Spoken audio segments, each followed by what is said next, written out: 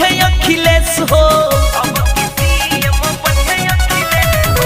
दिल से कहताटे उत्तर प्रदेश हो, अब की सीएम बढ़िया अखिलेश हो। योगी के राज में बेचबो खाली तू तरकारी, योगी के राज में बेचबो खाली तू तरकारी। अब की साइकिल पे दे हम जब बहुमत भारी, तबे लइकन के नौकरी मिली सरकारी। अब की साइकिल पे दे हम जब बहुमत भारी, तबे लइकन के नौकरी मिली सरकारी।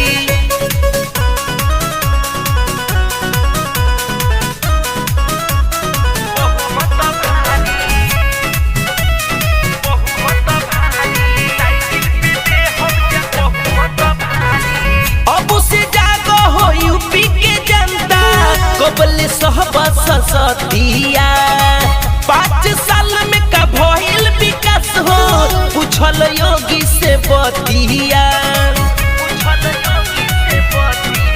अब की योगी के बाजा ना बाजी, सब बात सही के लिए पे राजी।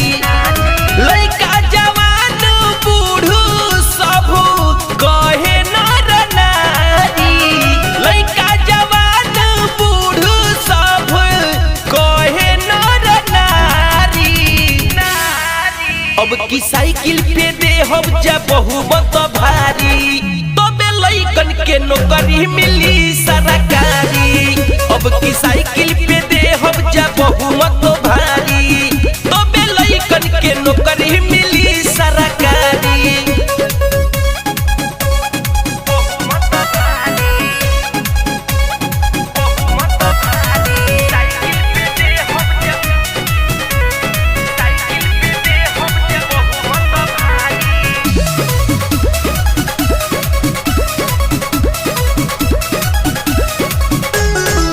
पिछला बार जैसे भइल विकास हो, घरे घरे लैपटॉप दियाई।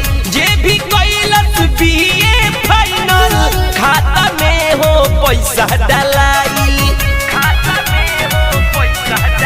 अब की ओकरो से काम होई खास हो, भैया अखिलेश करी है विकास हो।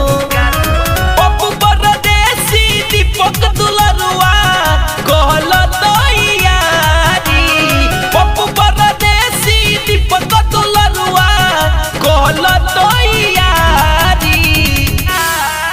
अब की साइकिल पे दे हम जब बहुमत भारी, तबे लइकन के नौकरी मिली सरकारी।